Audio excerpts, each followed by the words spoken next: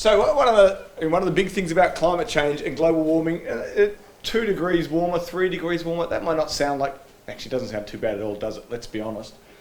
But one of the key things about that kind of change in temperature in our climate system is a complete or significant change in the distribution and frequency, intensity of extreme events.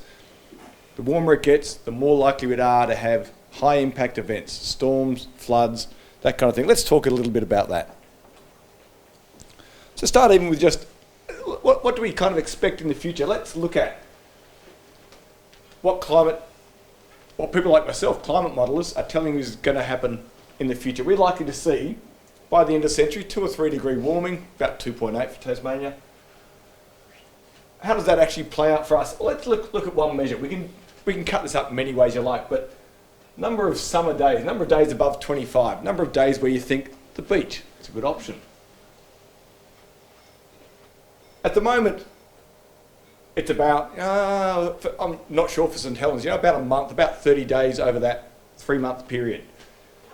By the end of the century, we're looking for, on the east coast here, an extra maybe 35 to 45 days each summer of days above 25 degrees Celsius. So instead of being 30 days out of that 90, we're talking more like 70 days out of that 90. It's above 25 degrees Celsius.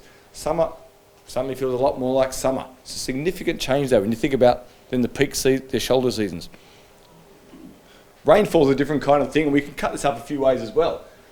Annually, the rainfall change for Tasmania is not so great actually. It's maybe 5-10% here and there. East coast though, where are we? About there. Annually it's going to have a significant increase in rain. However, if we cut it up, well, I'll talk about that in a minute. If you look at seasonally, what I'm saying is, for the east coast, winter and spring are likely to be drier. How much drier? Maybe 20% drier than we're currently seeing. In summer, however, we're projecting a significant increase, maybe up to 30% increase in rainfall over summer, which changes the way we do things. The other key thing about this, which this graph doesn't show, we're talking about extra rainfall, but we're not talking about particularly helpful rainfall. We're not talking about a little bit each day. Most of that change is going to be in high frequency events, days where we get a lot of rain falling, storms. You can see that in this figure, changes in heavy rainfall at the moment. We're talking here extreme event, a 1 in 200 year event. That's an event you expect this much rain to fall once every couple of 100 years. Doesn't happen very often. For this region, this is kind of St Mary's is the wettest place, but St Helens around here, you expect maybe 150 to 200 mils of rain to fall on that really heavy rainfall day. In the future though, you see again, this region here, up where we are, we're going to see the biggest change, maybe up to an extra 200, 250 mil of rain falling on those really heavy rainfall days. So a day that, like a once in a 100 years, once in a 200 year event, goes from maybe 200 mils up to 400 mils of rain falling in a single day. That's where our extra rainfall is coming from, which is not helpful for any of us really. It's actually washing things away, it's flooding things. Let's talk about changes in extremes then. What are we likely to see? You're all familiar with this picture, I'm sure. It's front page of it's the ABC, isn't it? Thanks, Pierre. Front page of the Mercury too, I'm sure. Larger and more intense bushfires. So more rain, yes, but if you looked at that figure again, hotter, drier for longer periods of time with the rain coming in between makes it more bushfire conditions, especially on the west coast of Tasmania. With a warmer atmosphere, more energy in the atmosphere, when things get warmer and they get a bit antsy. More severe storms, more energetic atmosphere, more severe storms. I found this one today. This is the waves washing over Port Arthur. This is at my house pretty much. This is the storm in Hobart last year when the fish farm broke free and smacked into Taroona Beach. So we're going to see, exactly as I said, 400 mils of rain falling, or even just once every 20 years, we're likely to see 100 mils of rain falling in a day. These severe storms are going to become more often. Heat waves are really going to be a thing. And we're in Tasmania. Actually, heat waves, they mostly feel pretty good to us. We're not in Melbourne, we're not in Sydney, we're not in Birdsville where our fella was on Sunday night where it was above 50 for a month or something. we are going to see more heat waves. And remember, the thing about heat waves, it's not so much what you do during the day. Heat waves are what you do during at night. If it's hot at night, if it doesn't cool down, you don't sleep well, life is pretty poor for you. This is, I can say it's my wife, but it's not. It's just a Google image. No, heat waves have serious impacts on people's health, especially the elderly, especially the ill, especially the young, and it's mostly about that inability to recover at night and to sleep properly. So, although heat waves for us are good during the day, they're not good for anyone at night. Earlier this year, Dubai had the hottest ever overnight minimum, 43 degrees it got down to at night. Got down to 43 degrees. So what was it during the day? I think it was about 48 or something during the day. Just insane. Yeah, maybe 50.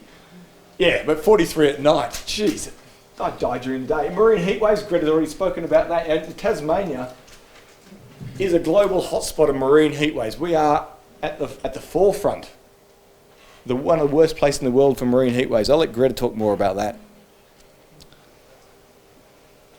Other one that's particularly relevant for us here, sea level rise and storm surges. There's a few figures here I'm showing.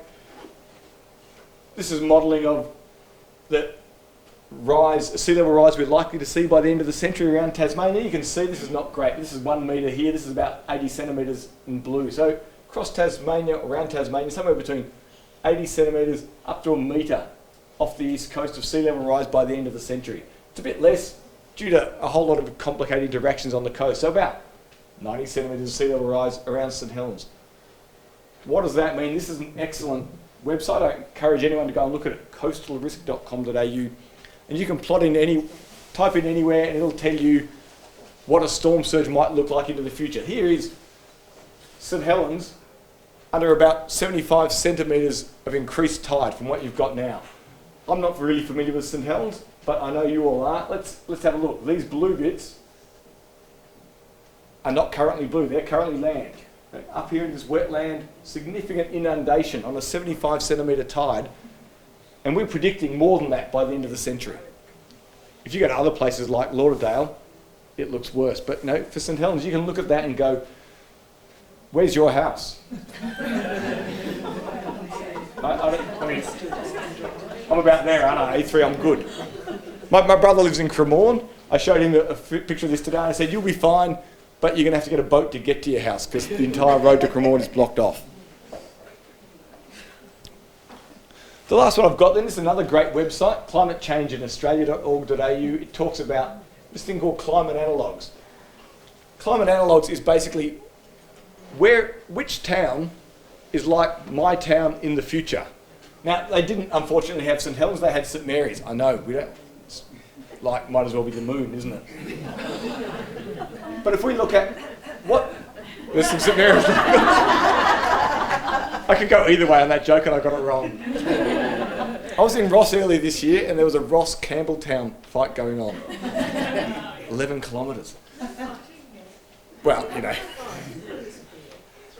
St Mary's, by the end of the century, these are the towns St Mary's is going to be like. And you can look, and I can't remember these off the top of my head, but places like Western Victoria, even up as far as, this is up towards Toowoomba and places like that. That's, if you're familiar with those places now, that's what St Mary's might be like by the end of the century. They might have chose St Mary's because it'll actually be above sea level. Yeah, well, the different way it works is that these people are looking at this going, well, I know where I'm moving. It's going to be just like home. They already are. But yeah, they already are. Just as a comparison, I've got Sydney here. Sydney, really interesting, Sydney by the end of the century, looking a lot like Rockhampton maybe. Yeah, that is tropical.